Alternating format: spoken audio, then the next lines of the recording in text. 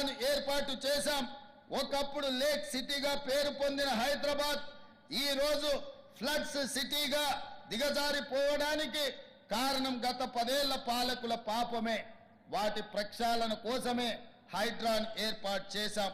చెరువులు నాలాలను కాపాడుకోకపోతే భవిష్యత్ తరాలు భారీ మూల్యం చెల్లించుకోవాల్సిన పరిస్థితి రాబోతుంది.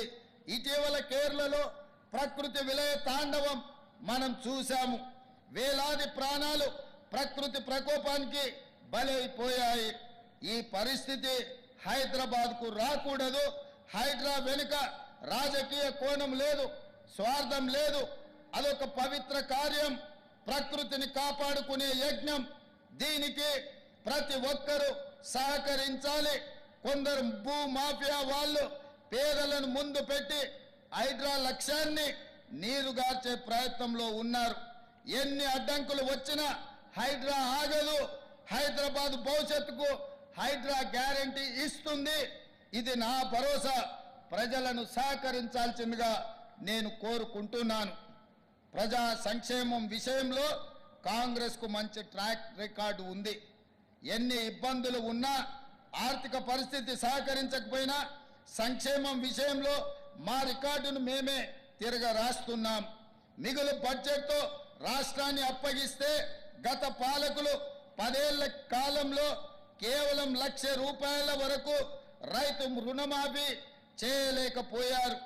మేము అధికారంలోకి వచ్చిన 6 నెలల్లో ఏకకాలంలో ₹2 లక్షల రుణమాఫీ, దాదాపుగా 23 లక్షల రైతులకు రుణ విముక్తి కల్పించి వాళ్ళ కళ్ళల్లో ఆనందం చూసి వ్యవసాయం అంటే దండుగ కాదు, వ్యవసాయం అంటే పండుగ అని నిరూపించి ఈనాడు ప్రజా పాలనను ముందుకు తీసుకువెళ్తున్నాము. 6 నెలల వ్యవధిలో 18,000 కోట్ల రూపాయలు వాళ్ళ ఖాతాలో వేయడం జరిగింది. భారతదేశ చరిత్రలో ఎక్కడైనా ఈ గొప్ప చరిత్ర ఏ రాష్ట్రంలోనైనా జరిగిందా? ఇది రైతుల విషయంలో మా కమిట్మెంట్. మన ఆడబిడ్డలు 87 కోట్ల ఉచిత బస్సు ప్రయాణాలు లబ్ధి పొందారు. ఆర్టీసీ బస్సుల్లో ఆడబిడ్డలకు ఉచిత ప్రయాణం డిసెంబర్ 9, 2023 నాడు ప్రారంభిస్తే ఈనాటికి ఆడబిడ్డలు 87 కోట్ల మంది బస్సుల్లో ప్రయాణం చేశారు. దాదాపుగా 2,958 కోట్ల రూపాయలను రాష్ట్ర ప్రభుత్వం రవాణా శాఖకు చెల్లించి రవాణా శాఖను కూడా పునరుజ్జీవింపజేసి 50,000 మంది ఆర్టీసీ కార్మికులను ఆదుకొని ప్రతి నెల మొదటి వారంలోనే వాళ్లకు జీత భత్యాలు అందే విధంగా వాళ్ళ ఆర్థిక వ్యవస్థను బలోపేతం ఈ ప్రజా పాలనలో మనం చేపట్టడం జరిగింది. అందుకే మిత్రులారా, ఆడబిడ్డలకు 500 రూపాయలకే వంట గ్యాస్ సిలిండర్ ఇవ్వడం ద్వారా 43 లక్షల కుటుంబాలకు మేలు చేశాం.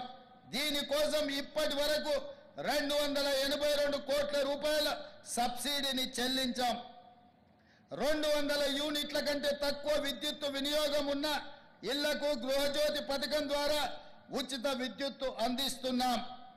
ఈ పథకంలో 49 లక్షల కుటుంబాలు లబ్ధి పొందుతున్నాయి. దీనికోసం ఇప్పటి వరకు 965 కోట్ల రూపాయల మేర సబ్సిడీ రాష్ట్ర ప్రభుత్వం చెల్లించింది. ఇందిరమ్మ ఇళ్ల పథకంలో భాగంగా ఈ ఏడాది 4,50,000 ఇళ్లు నిర్మించబోతున్నాం. ప్రతి ఇంటి నిర్మాణానికి ఈ పథకం ద్వారా 5 లక్షల రూపాయల ఆర్థిక సాయం అందించబోతున్నాం. స్థలం లేని వారికి స్థలం కూడా ఇవ్వాలని ఆలోచన చేస్తున్నాం. నేతన్నల కోసం ఇటీవల Indian Institute of Handloom Technology ప్రారంభించుకున్నాం. ఈ ఏడాది నుండి తరగతులను ప్రారంభించాం.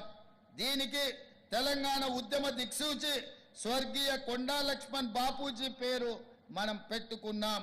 విద్యా వ్యవస్థలో సమూల మార్పులు తెచ్చేందుకు తెలంగాణ విద్యా కమిషన్ని ఇటీవలనే ఏర్పాటు చేశాం.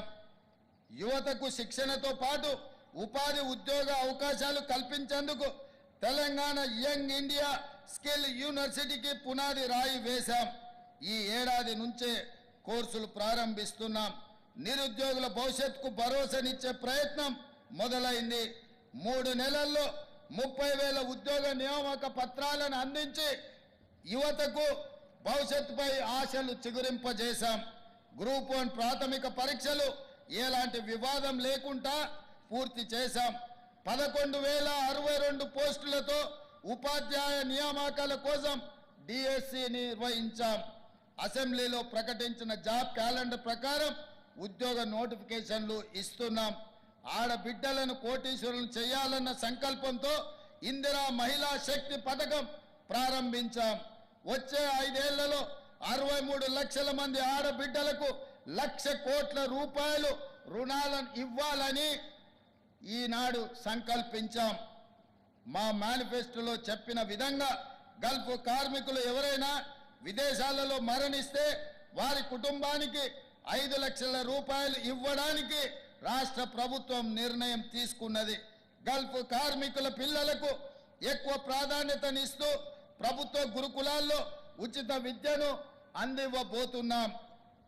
గల్ఫ్ కార్మికులు మరియు ఇతర దేశాల్లో పనిచేస్తున్న మన వారి సమస్యలు వినడానికి మరియు సత్వర పరిష్కారానికి ప్రజావాణిలో భాగంగా ప్రజాభవన్లో ప్రవాసీ ప్రజావాణి కేంద్రం ఏర్పాటు చేయబోతున్నాం. వీటితో పాటు గల్ఫ్ కార్మికుల సమస్యల అధ్యయనానికి మరియు వాటి పరిష్కారం కోసం ఒక కమిటీని వేసి దీర్ఘకాలిక ప్రణాళికలు రూపొందించబోతున్నాం. తెలంగాణ సర్వతోముఖాభివృద్ధికి, యువ వికాసానికి, మహిళా స్వావలంబనకు, రైతు సంక్షేమానికి, బడుగు బలైన వర్గాల సామాజిక ఆర్థిక ఉన్నతికి ప్రజా ప్రభుత్వం కట్టుబడి ఉన్నది. ఎందరో మహనీయుల త్యాగ ఫలం మన తెలంగాణ. పరిపాలనలో ప్రతి నిర్ణయం సందర్భంలో వారి త్యాగాలు మాకు గుర్తు ఉంటాయి. 4 కోట్ల ప్రజల సంక్షేమమే గీటు రాయిగా పరిపాలన ఉంటుంది. సెప్టెంబర్ 17 ఇకపై ప్రజాపాలన దినోత్సవం. తెలంగాణ ప్రజలే ఈ రాష్ట్ర ప్రస్థానానికి నావికులు.